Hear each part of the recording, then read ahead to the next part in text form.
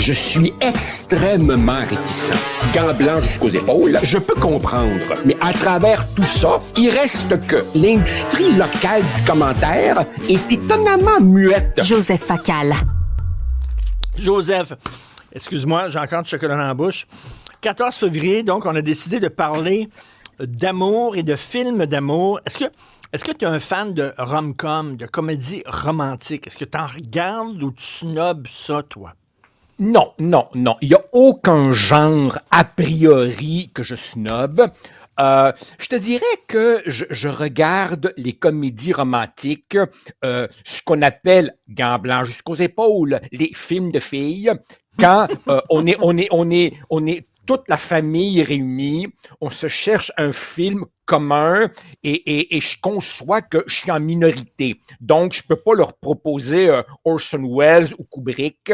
Alors là, évidemment, je les laisse aller et j'espère qu'on va tomber sur An Affair to Remember ou Sleepless in Seattle. Je suis conscient que dans la catégorie de la comédie romantique, il peut y avoir de merveilleux films. C'est pas le cas de la plupart, parce que ce sont des films qui visent un public pas très exigeant en général. Bon, pour le reste, écoute, si tu me demandes si je fête la Saint-Valentin, Richard, la réponse est non. Tu sais, je ne suis pas conspirationniste, je ne crois pas à QAnon, je ne crois pas à un réseau de pédophiles dissimulé dans une pizzeria à Washington, mais j'échappe difficilement à l'idée du grand complot ourdi par l'association malfaisante des fleuristes et des chocolatiers. Alors non, je suis pas très porté à fêter la Saint-Valentin. Enfin, voilà. Je commence par une comédie romantique très peu connue et qui,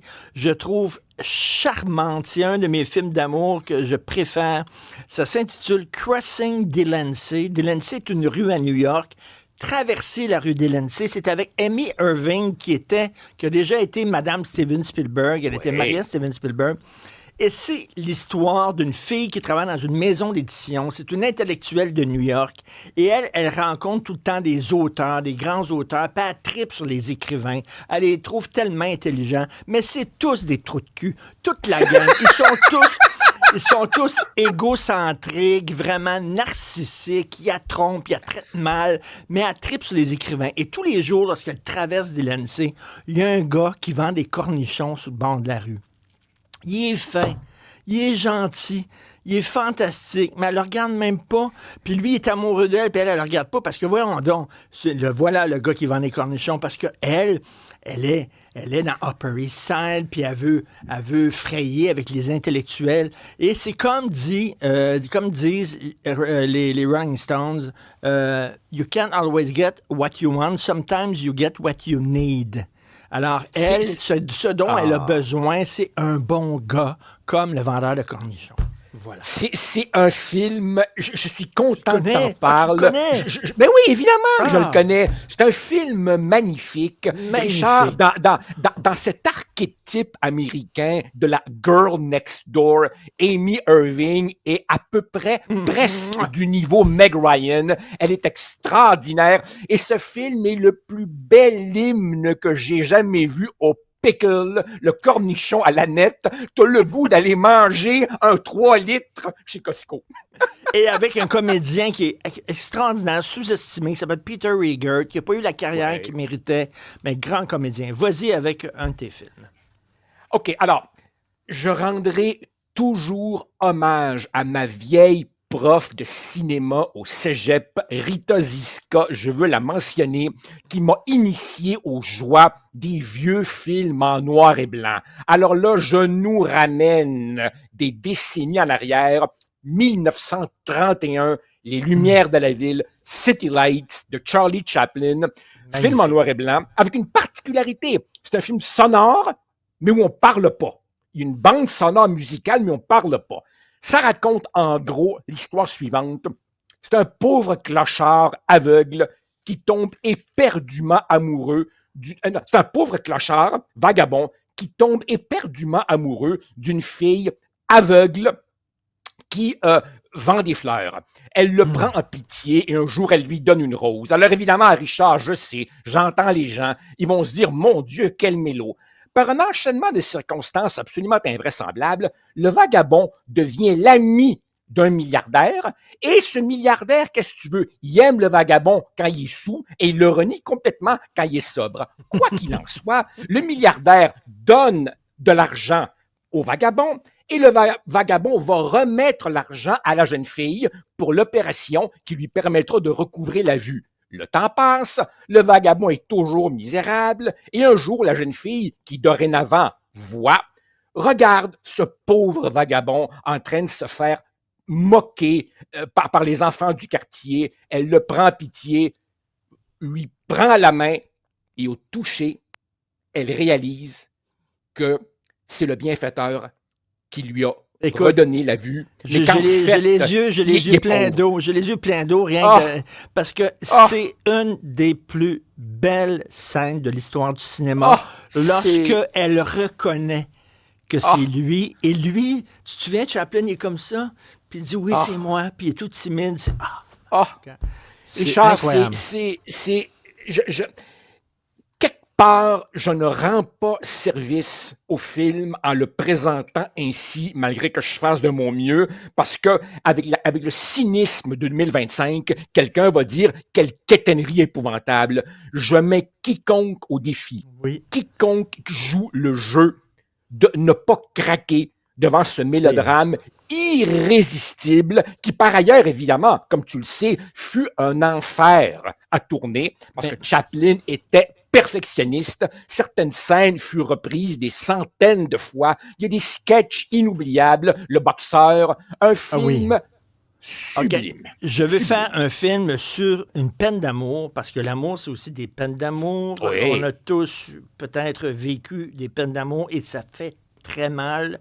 Et le film qui, pour moi, dépeint le plus c'est quoi une peine d'amour, c'est un film sur deux femmes qui s'aiment. C'est la vie d'Adèle. C'est la vie d'Adèle qui est écoute, là, c'est extrêmement touchant.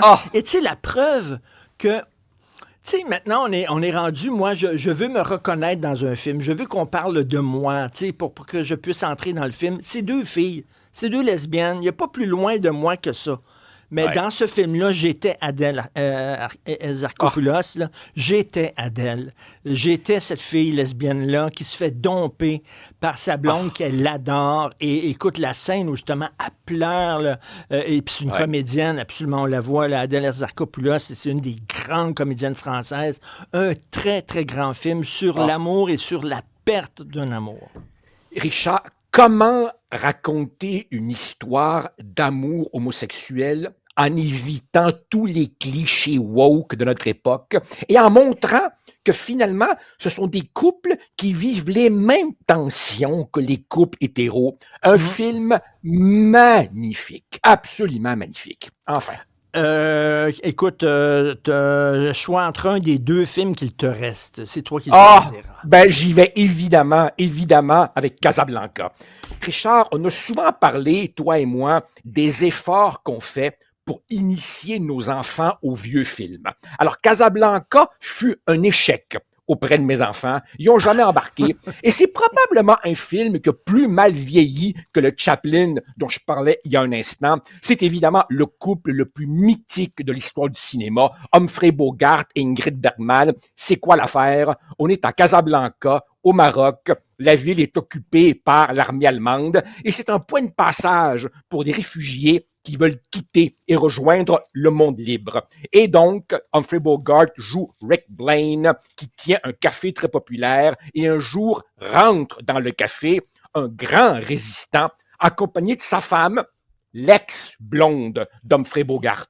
Et là, évidemment, pour lui, le dilemme, c'est est-ce que j'essaie de la reconquérir ou est-ce que je fais mon devoir et je les aide à fuir, sachant que je la perds pour toujours? La scène finale sur le tarmac de l'aéroport, sous la pluie, quand elle lui dit « Non, vas-y, pars, c'est un bon gars, tu restes avec moi, tu le regretteras toute ta vie. » Et elle lui répond « We'll always have Paris. » Il nous restera toujours les souvenirs de notre idylle à Paris. Alors évidemment, le film abonde en phrases cultes. « Play it again, Sam. Here's looking at you, kid. » Un film extraordinaire. It's the beginning of a long friendship. La toute fin que j'adore. Tu sais, quand il est sous complètement, puis il dit, je traduis, de tous les bars, dans toutes les villes, dans le monde entier. Il fallait qu'elle revienne dans le mien. Ben oui. Ah non, c'est un film Et grandiose. lui, il est cynique, il veut rien savoir de la guerre, les nazis, puis les résistants, il s'en fout, il veut faire du fric, il a son bar, puis tout ça. Mais là, soudainement, par amour, il va prendre parti.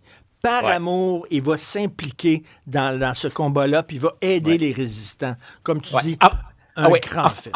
absolument. En fait, le film est plus complexe qu'il n'y paraît parce qu'on le présente souvent comme le conflit entre l'amour ou le devoir. Mais en fait, faire son devoir, c'est un geste d'amour Oui. également.